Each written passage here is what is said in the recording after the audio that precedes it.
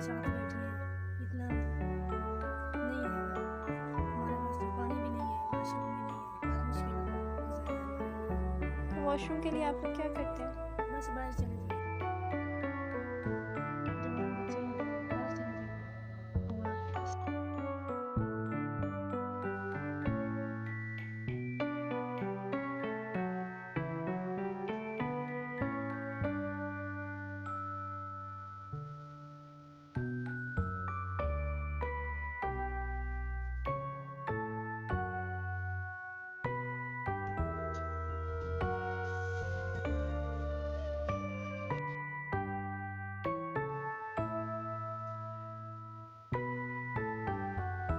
अच्छा बताएं मदी, आप बताएं कि कैसे आपने ये घर बनाया, क्या किया, पहले क्या हालात थे?